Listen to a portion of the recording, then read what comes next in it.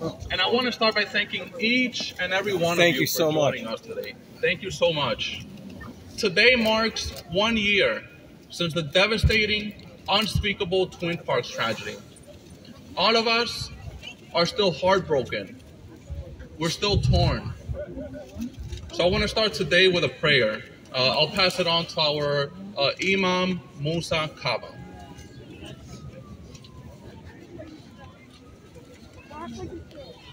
Thank you so much for everything you've done for the community. أعوذ بالله من الشيطان الرجيم بسم الله الرحمن الرحيم ربنا آتنا في الدنيا حسنة وفي الآخرة حسنة ربنا آتنا في الدنيا حسنة وفي الآخرة حسنة وقنا عذاب النار ربنا لا تزغ قلوبنا بعد إذ هديتنا ربنا لا تزغ قلوبنا بعد إذ هديتنا وهب لنا من لدنك رحمة إنك أنت الوهاب. Thank you so much. 1 year ago, we saw a devastating, indescribable, horrible Twin Parks tragedy that took the lives of 17 neighbors, including babies. A horrible tragedy, one of the worst tragedies in the history of the Bronx. And I want to start by thanking everyone who every single day has been here supporting this community every way possible. I want to start by thanking our local fire department. That day, we saw them running towards danger, towards a burning building, putting their lives at risk to save the lives of people they had never met, and we're so thankful for them. I also want to thank the Gambian Youth Organization, who has been working around the clock, on the ground, connecting these affected families to all the resources that they need to recover and heal. I want to thank many different organizations, including Bronx Works, the American Red Cross. I especially want to thank our local school right across the street, right next to the building, MS 391 in Tapco, for opening their doors that day and showing that they care. We need to make sure that another similar tragedy never, ever happens again. Not in the Bronx, not anywhere in the city of New York. And this is why we've been able to work with colleagues in city, state, and federal government to strengthen our housing laws and make sure that our buildings are safe for our families, including strengthening laws on the issue of self-closing doors to make sure that landlords are taking those laws seriously. Our community is still in shock. All of us are still in pain. You could see it. You could feel it. But I want to say one thing, one promise, which is that we are going to continue to be every single step of the way, supporting each and every single affected victim, every way possible. We're going to remember those 17 innocent people that lost their lives in this tragic fire. And we're going to remember the families who suffered more than we could ever imagine. And we're going to be with them every single step of the way as they heal, as they recover, and as they rebuild. So I want to thank all of you for joining. Later today, we're going to unveil the street co-naming to honor the life and the legacy and the work of Abdoule Touray, who was the first Gambian to move into Twin Parks. But before that, let's hear from a few of our local leaders, starting with our very own Bronx Borough President, Vanessa Gibson. Assalamu alaikum, my brothers, my sisters. Today we gather to reflect, to remember, to honor, standing in unison, the lives of our 17 neighbors who are husbands and wives, mothers and fathers, brothers and sisters, siblings, children that are fallen. We recognize those lives on this day 1 year later, January 9th, 2022, a day that we will forever remember, a dark day in the history of our community, of our borough, of our city, and our state. 1 year later, we gather together to reflect on those lives that we have lost, to celebrate their lives the way they lived and not the tragic way that they died. We recognize the residents of 333 Twin Parks Northwest, all the first responders, 200 plus firefighters that ran into a raging fire to save lives, members of the NYPD, Patrol Borough Bronx, the 4-6 Precinct, Office of Emergency Management, the American Red Cross, organizations on the ground from day one, GYO, Bronx Works, Muslim Community Network, so many others, ICNA Relief, leaders of all faiths, Imam Kaaba, so many of our Jewish leaders and Christian leaders that came together to shower these families and these neighbors with love, with comfort, with strength, with love, and with prayers. My faith tells me that there is nothing impossible when you trust in God, when you stand on His word, when you know that Allah is using us in a mighty way. Allah has sustained us over this year, these 365 days, days of pain, of frustration, of heartache. But somehow, as a city and as a borough, we have found purpose from our pain. We have found strength within the storm. We may be damaged, but we are not destroyed. We may be bruised, but we are not broken. We are a stronger community. We have learned, and the deaths of our loved ones will not be in vain.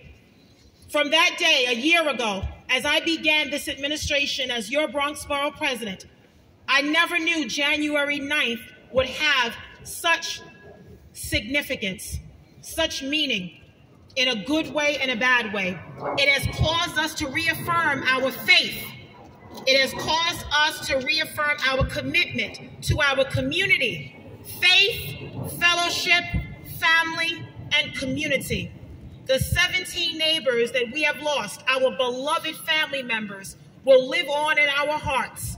We are a forever changed borough, but we are also a united borough, because if the people stand together, we will never be divided. Today marks 1 year, but I remind everyone that in the days and the weeks and the months that continue after January 9th, we cannot lose sight of what is important. We cannot leave our families in the darkness.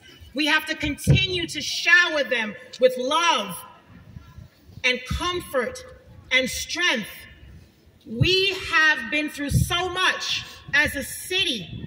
My heart continues to mourn the loss of those that we have lost. My heart breaks for these families. They are forever changed. But what I truly hope in this year is that they have found solace and comfort in knowing that a community has stepped up in a major way. Because the residents and families of 333 181st Street are our family. And we have never left them alone in these 365 days. And we will not leave them alone after today. And so while today is a day of remembrance, a day of reflection, a day of a celebration of life, let us be reminded that life is so precious. Hug your loved ones every day. Tell them you love them. Let us continue to mourn this loss but let us also continue to reaffirm and affirm our love and our commitment to our people, to our African people, to our Caribbean people, our African American and Latino people, God's people of all faiths and all backgrounds. As your Bronx Borough President, I am here to remind you that I will always be here. I was here before January 9th, and I will be here after January 9th. I don't need the recognition of thanks and gratitude because we are doing what we are called to do. We are called to do this work. And to the men and women of the FDNY and the NYPD and all of our first responders, let's not forget the hospital workers, the nurses and doctors that responded. We have all been traumatized, but every day we get better. Every day we get stronger. And today we recognize our brother, the first Gambian American that moved here into Twin Parks, our brother, Abdoule Touray. We honor him. We celebrate this life. We celebrate the lives that we've lost. May Allah be with all of our families and provide all of you with abundant peace and abundant love and abundant strength. Thank you to the families and to the residents of 333 for allowing us to embrace you, to love on you, to hug you, to mourn with you, to reflect with you, and remember with you. I pray that we take hold of this moment and we never lose sight, because a lot of times when the cameras leave and people feel lonely, they feel forgotten. Let us remind the residents of 333, whether they have relocated or they remain here, that they are not forgotten. May God bless all of us and allow us to continue to do this work. And in honor of all of those we lost, may we honor their memories, reflect on their lives, celebrate who they are, and honor our families. Assalamu alaikum, my brothers and my sisters. Amen. Thank you so much. Thank you so much, Bronx Borough President. And these last 12 months have not been easy. And we're so thankful and grateful for all the work that you've done around the clock. And now I want to introduce another person that has been working around the clock, Salim Jermaine from the Gambian Youth Organization. Assalamu alaikum wa rahmatullahi wa barakatuh. My name is Salim Jermaine. I'm the president of the Gambian Youth Organization. I want to thank everyone for gathering here today, from our elected officials, GYO partners, and family and friends of 333. I also want to thank those who are outside of the borders of our country for all their support, because surely this tragedy really impacted so many people around the globe. I want to thank CM Police for his partnership and his leadership during these times as well. Again, I'm going to thank 333 family members, again, for their resilience and patience. I want to thank all the family members of the deceased for their resilience and patience, because, we know truly losing a loved one, it's not easy. Definitely not easy. But as people of faith, we believe that God tests those he loves the most. May we all be amongst the people that God loves the most. I'm not going to take much of your time, but I would like to mention what I mentioned before last year, that the fire at this building, again, did not need to happen. As I've mentioned, before, we live in the richest city in the world with the most brilliant minds. There's no way a fire like this should have taken so many lives. This is all because of a system that has been set up to fail people in underserved areas. So yes, we know progress is being made. Bills have been proposed and passed, actually, but we need a more collective effort from all city, state, and federal counterparts to come together and commit to a plan so that this tragedy like this never happens again. We also need to ensure that those who need to be held accountable for their negligence, right, are held accountable so that this never happens again.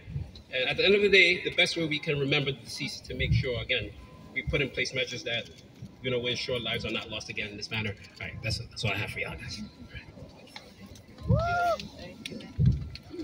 Thank you so much. And now let's hear from our New York City Public Advocate, Jumani Williams. Assalamu alaikum. Peace and blessing, love and light to everyone. Thank you to our council member for doing this today. And our borough president and the families, and 333 and all of my colleagues who are here. I'm so happy that we're here today. Behind us, we'll be honoring Abdoule Touray, the first Gambian who was here. Very often, the Black African immigrant story is not told, is not held up in the same ways as other immigrant stories. And it's really important that we lift that up so when people walk by, they can understand the story of the Gambian immigrants who were here. It's also important because I believe it is a cross-section of so many things why we're here today. I remember 1 year ago, all of us here in the freezing cold, seeing people with shock on their faces, some who had lost multiple family members in a fire that didn't have to happen, the worst fire in decades. The past 3 or 4 of the worst fires have happened right here in the Bronx. I don't believe that to be an accident. I just want to say some of the words that I said today during the memorial. There was one of the relatives who had a poem written, and some of the lines, I believe it was entitled, "We Were Just Trying to Breathe." One of the lines was, "Because our bodies aren't worth investments." And another line was, "How many times do we have to die before we're allowed to breathe?" It is important to bring this up because while I'm happy to be here to celebrate life, I'm sad that we have to celebrate it in this way because we lost people from preventable tragedies. And these kind of tragedies happen in Black, brown, immigrant, working communities. It has to be said over and over again. And while we stand in the ashes to rise, to continue to abuse the resiliencies of these communities is immoral. We have to make sure, and I'm happy as well that there have been some changes federally, some changes locally, but not enough. This was due to lack of proper, affordable housing.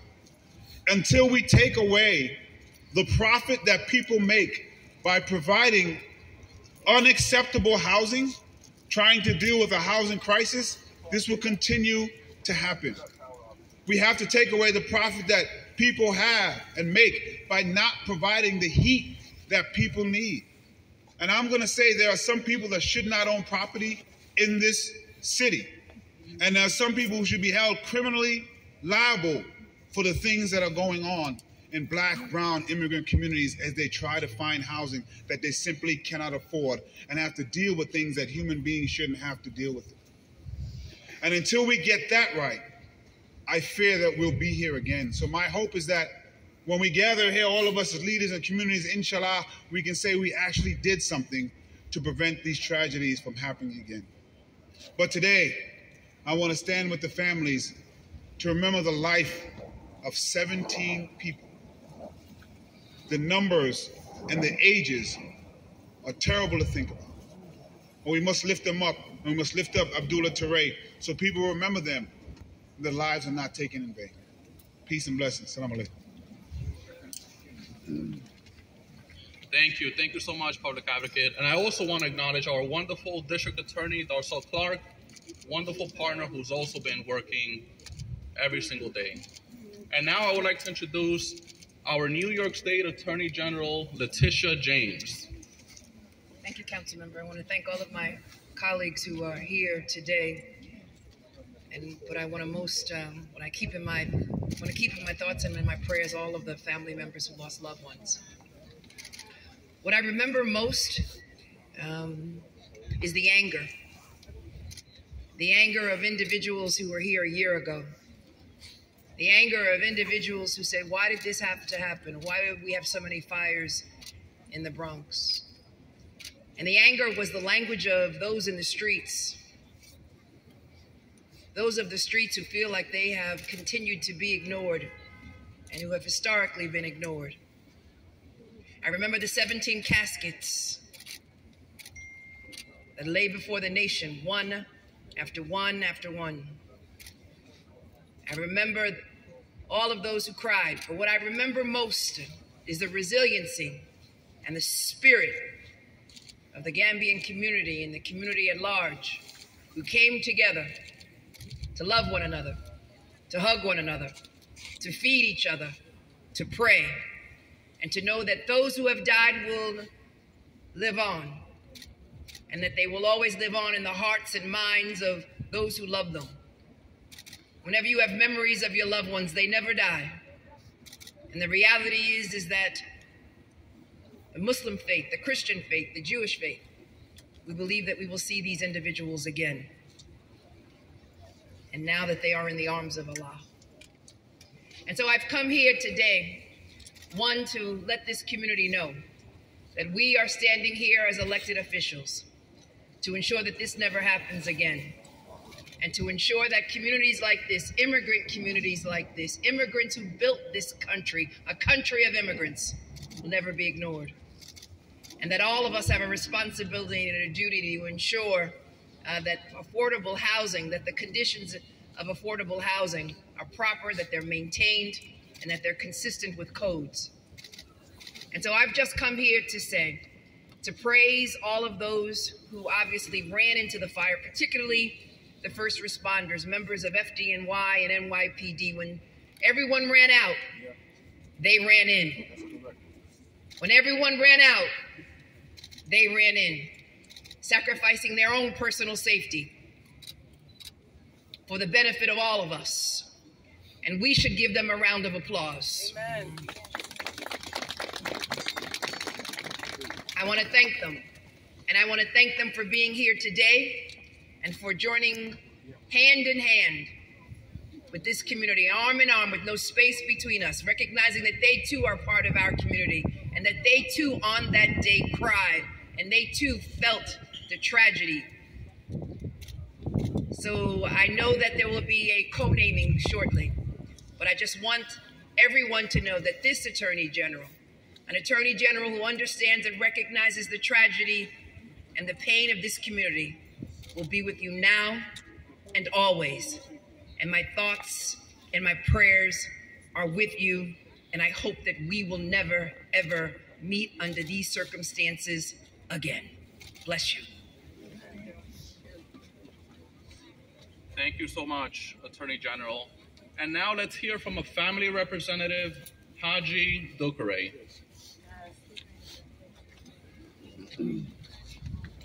Thank you so much for joining us today. Thank you. Thank you very much. Assalamu alaikum, everyone.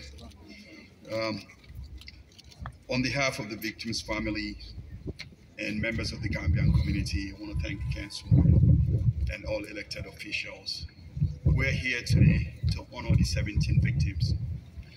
But there's one person that's very special to the Gambian community. In the Gambian community, when you say the Touray building, they know you're referring to 333. That's the short name for it. In the spring of 1988, I walked through those doors with $100 in my pocket. I came to see Abdoule Touray, because someone told me he's the only Gambian that lives around here. That's over 30 years ago. From the day I walked in, I said hello to him. He asked me my last name. I told him my last name. He said, your father is my uncle. You are my cousin. And this is your home. And I have to tell you, the apartment was full of people. But his family, his entire family were so welcoming. It's amazing. And they were so happy to receive us. Countless number of Gambians. And some of us that are old enough to be around here in 1988, we know what this community was like. There was hardly any supermarket. The healthiest food I could find was banana from a bodega. I mean, there was no cable TV here. We had 212 area code. But we saw how, with the help of Abdoule Touray, with his vision, how this community was built, especially by immigrants. He told us to go to school. He personally encouraged me to go to school, to get an education. He said to me, America is your home. Open a bank account, buy a house. And more importantly, let's build a community center. Let's build a masjid. Let's teach our children our culture. So I'm so ever grateful and so thankful personally for Abdoule Touray. And I'm really glad and thrilled that we're honoring him today. And I'm thankful for his family for sharing him with the entire Gambia and the immigrant community. FDNY, I can't thank you enough for your work and your sacrifices. Our elected officials, I mean, they've been with us, some of them even way before this tragedy. Vanessa Gibson, I call her our sister. She's always been with this community before she became borough president, and I know she's always going to be here. All right, and we still continue to challenge our elected officials to pass legislations. I mean, this should never happen in our communities. This happens way too much in our communities. And we can't say it enough. Every winter, it's space heaters, Christmas trees. I mean, it's always in our neighborhoods. I mean, nothing against the Upper East Side, but we don't hear about that there. All right, but with that said, I just wanted to thank everyone for this day and this moment. And Assalamu alaikum warahmatullahi wabarakatuh. Thank you so much. Thank you. And now we'll hear from another family representative, Fatu Wage.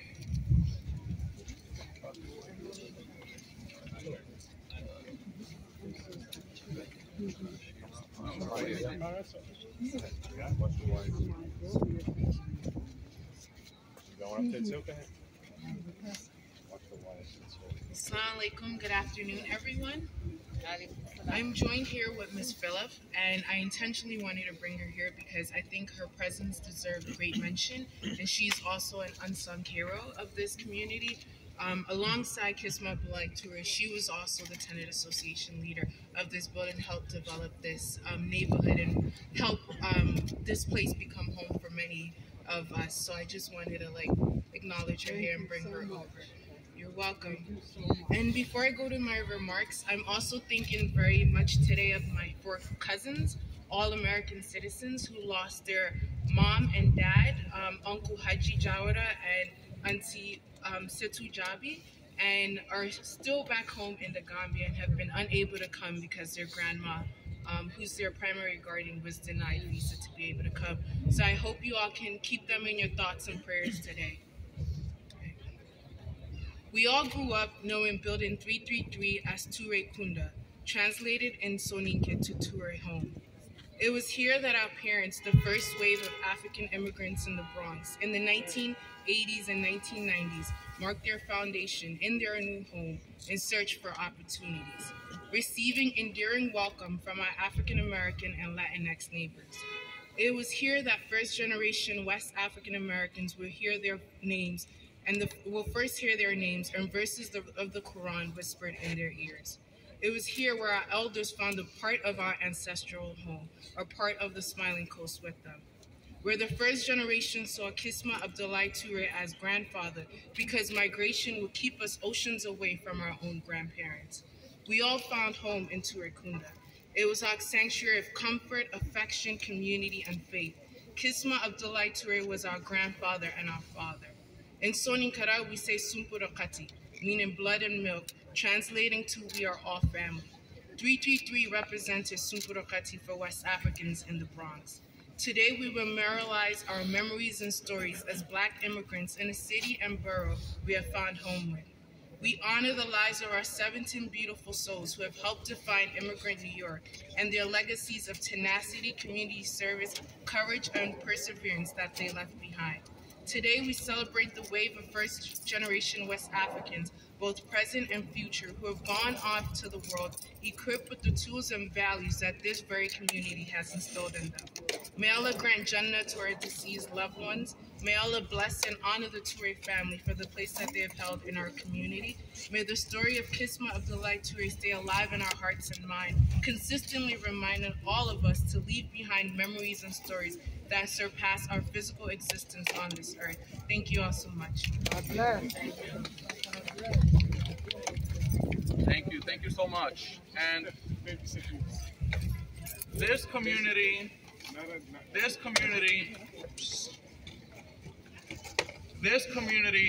is a vibrant community, and it's been a vibrant community for many years and decades. And that hasn't been by accident, but it's been due to the hard work of people like Abdoule Touray, the first Gambian to move into this building, a dedicated public servant who helped connect his community to resources so they could get organized and they could progress. Working families that moved here in search for a better life. So we're gonna move on to the street unveiling, but before that, we have one final speaker, and that person is the daughter of Abdoule Touray, Haja Touray.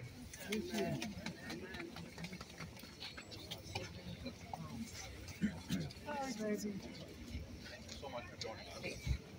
Put the mic down. Assalamu alaikum. Good afternoon, everyone. I'm speaking on behalf of my siblings, my mothers, my cousins, the entire community of 333. I grew up here. And growing up in Touray Kunda was an adventure. And just to give a little backstory of how my parents came here, my father came here in the late 70s, around 1977, 78. And my mom followed suit in 79. And a few months after that, I was born in 1980. So he used to call me his American baby because I was the first one born here. I am the 7th of 14 children. 2 are deceased. There remains 12 of us. I also have my mothers. I have 3 mothers. My father left behind 3 wives. One has since relocated to the Gambia. Her name is Galimanjai. My mom, Fatou Jane, and Mahore, we call her Mahore, which means big mother, Mariama Sinera. And I'm just gonna name my siblings in order of oldest to youngest. We have our eldest, Suleiman Touray, followed by Basiru Touray, followed by Mohammed Touray, followed by Alai Madi Touray, who resides in the Gambia, followed by Abdoule Touray, followed by my sister, first girl, Jane Touray, followed by myself, Magundo Touray.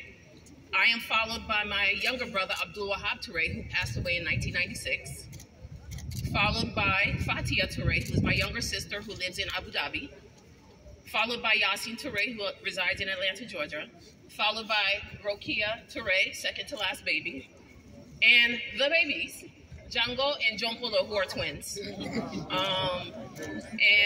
My father is survived by 20 grandchildren. And we are humbled, honored, appreciative, and blessed that this honor was bestowed upon my father. And not discounting the trials and tribulations and the suffering of the 17 people who lost their lives during this tragic tragedy. My father was selfless. He gave what he had, and he always instilled in us that giving to charity does not make you poorer. He instilled the value of us being Muslims. He taught us our deen, which means religion. He taught us our culture. We spoke only Soninke in the house. We all speak Soninke fluently. But as I speak here, you wouldn't think I spoke another language, would you? Right? I understand my culture, and I respect the decisions that my parents made for us because that's what they knew.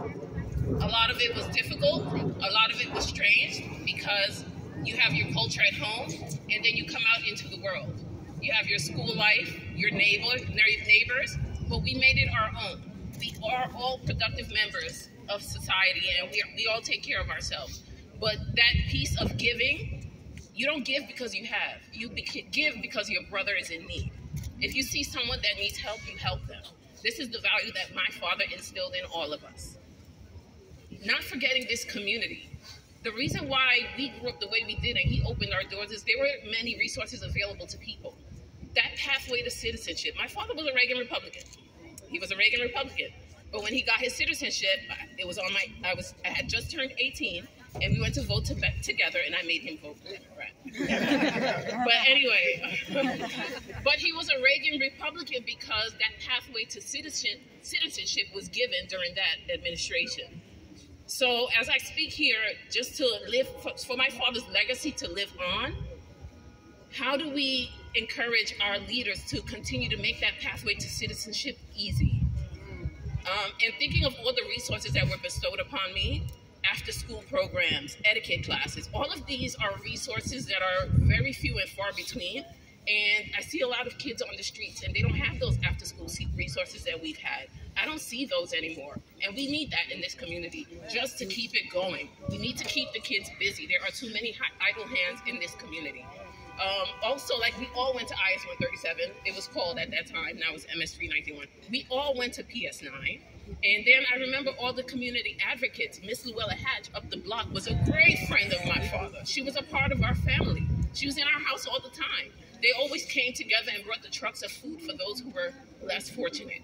How do we keep these programs going? And this community is still in need. Not forgetting all of the laws and legislation that needs to happen for buildings like this. This was affordable. This is home. How can we make it even a better home? Right? And also, like, even the 46th precinct, they were a resource for us. Growing up, remember, there were people who would get lost on the train and they didn't speak English. And a random police officer would knock on the door with, "Hey, Mr. Touray, can you help us help this person get home?" This was our lives. Not forgetting all of the, family, like we're tied by, what was that quote that you said, Fatimata? Sumpudo Hati, blood and milk. I mean, blood doesn't make you family. We are a community. And the Touray family is humbled, grateful, and honored that, they chose to name the street after my father, along with the 17 victims of this fire. All of the neighbors in the building, and I'm going to name some names. Mrs. Holmes on the 18th floor. Jonathan's mother, Jonathan's mother. We remember Jonathan. Sorry. Miss Williams. I'm sorry, Miss Williams. I was used to call you Jonathan's mother. And Miss Phyllis. Also, Anthony. In my father's last years, Anthony. Where's Anthony? We named him Tony Touray. He used to come and help us. My father, had a stroke and was, very sick during his last days. And Tony would come and help us get him in the bed. We were a community. Our doors were always open. And for that, I thank everyone, and I love everyone. And may we continue to be a community and continue to grow and just continue to develop the resources needed just to make everyone productive and continue to just live a great life. Thank you. And also Shaniqua. Shaniqua also was our neighbor. She passed away after the fire. She was a great neighbor. She was always there when my parents needed something. Thank you. Thank you. Thank you so much. So again, just want to thank the entire community. These last 12 months have not been easy for any one of us, and especially for the people of Twin Parks.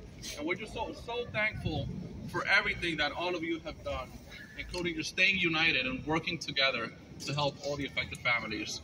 That concludes today's program. We're going to move forward and unveil our brand new street sign. We're going to be joined by elected officials, family, and the entire community. Thank you.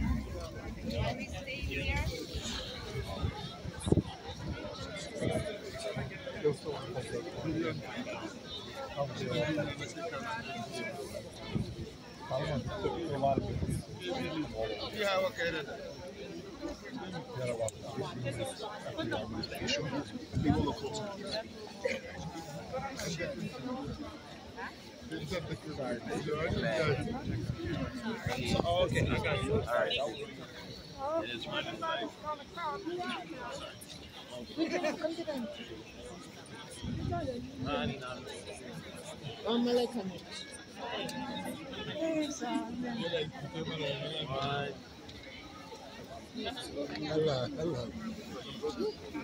Sorry, I'm sorry about that. Apologies. Please. Excuse me, sir. Sir, I'm pressing you. Sorry. Yeah, I'm not going to be disrespectful. Sorry, guys. I'm pressed. I'm not going to be disrespectful. Excuse us, please. Sorry, guys. Sorry. Excuse us. Hold on. Please. Small family. It's a big family. Hold on. Hold on, please.